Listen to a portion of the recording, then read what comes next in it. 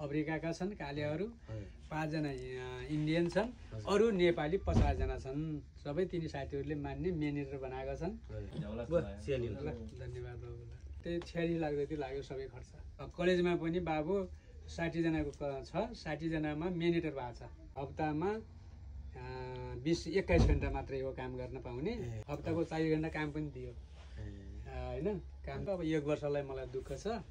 1 वर्ष पछाडि अब सबै तिर्छु भनेको छ के अरे। 2 बिहा गर्ने भने भएन, एउटा छोरो 5वटी छोरी अनि 7-8 वर्ष बस्छु बुवा, त्योभन्दा बढी बस्दैन भनेको छ के अरे। बाँचिने हो कि होइन। यो बुवाको मुख हेर्न दिएन, 95,000 रुपियाँ पठाइदियो।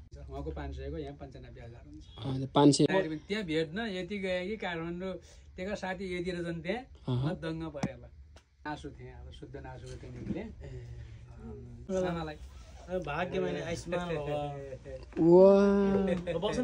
गड ब्लेस यु मेरो माया। पक्का पक्का यतिकैमा उहाँको हजुर के चिया हजुरले खान्छ अब गर्दा गर्दै उहाँको साउन्ड पनि आइसक्यो। सामान खोल्नु त के छ यहाँ खोल्दिउँ है। तिमी निकाल के चाउ चाउ पराउनु भएको छ। वाइ वाइ बाबुलाई जनै पनि पठाइदिएको होला। ए जना पनि पठाइदिनु भएको छ है। जनै पनि लाउनु पर्छ नि त, सोध्छ उसले। सबै कुरा है। मलाई के भन्छ भने बुवा जजमान गरे भएपछि जजमान जाने हो यहाँ धेरै पैसा हुन्न छ बुवा, तपाईँलाई भए त राम्रो हुन्थ्यो। एउटा ठाउँ जाने भने 500 हुन्छ, 500 तपाईँ त लगभग होइन 1 लाख रुपियाँ कमाउनु हुन्थ्यो दिनमा बुवा भन्छ मलाई। के गरिन् त अनि पुर्याइन 40,500 तिर्दिया छु त्यहाँ। भाइ मसला भाइ टिकास पनि आउला छैन र। भाइ टिका लागि सामान जाँदै छैन त। यसो छ भोलि सामान हिँड्छ क्या, भोलि 12-1 बजीसम्म ल्याउँदा हुन्छ।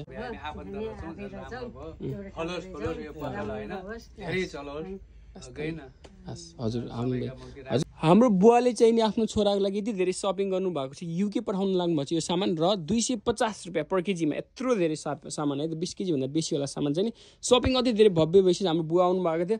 हाम्रो मोहन हुन्छ युनाइटेड किङडम बसिराख्नु भएको छ, उहाँको भाइ पनि यहाँ आउनु भएको छ। सपिङ फ्यामिलीले अति नै राम्रो गर्नुभएको छ। दसैँ तिहार स्पेसल पारेर सपिङ गर्नुभएको थियो र सिपिङ पनि यतैबाट गरिदिनु भन्नुभएको थियो।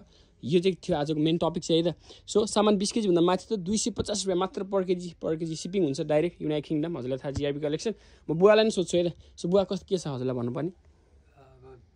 ठिक छ। अफर 250 पर केजी दसैँको उसमा छुटमा भएको हुनाले हामी अब यहीँबाट आयौँ र अरू पनि सबै यस्तै गरेर यहीँबाटै पठाउन्। Sir thank you GRB. पहिलोचोटि हामीले चाहिँ यहाँबाट युके पठाउँदैछौँ सामान, सजिलो पठाउन पाइएछ, खुसी लाग्छ। Thank you GRB. सबैले यहीँबाटै पठाउन्। साथीहरू दसैँको एकदम बम्पर अफर है। तपाईँहरू 250 पर केजी हाम्रो युके जाँदैछ सामान।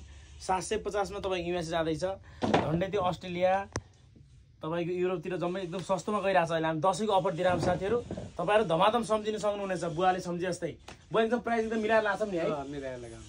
दसैँको एकदम बिग अफर साथीहरू है। हामीले एकदम दसैँको अफर ग्राब गर्न नबिर्सिनु होला होइन। आफन्त हजुरको बाहिर हुन्छ बेसी थाहा छ होइन र। मजाले हामीले सम्झिन्छ सामान दसैँ मुखमा मजाले ढोकामा पुग्नेछ। 5-7 दिन मात्र बाँकी छ यो अफर चाहिँ। हामीले सम्झ्यौँ, त्यस्तै अरू ग्राहकहरूले पनि सम्झिनु होला। हस् धन्यवाद बुवा। एकचोटि ह्याप्पी दसैँ भनिदिनु ल। ह्याप्पी दसैँ। आहा कति खुसी हुन्छ। फर्स्ट टाइम यति ह्याप्पी कस्तो हाम्रो आउनुभयो। धन्यवाद बुवा हजुर। सामान प्याक गरेर सामान युके जाँदैछ।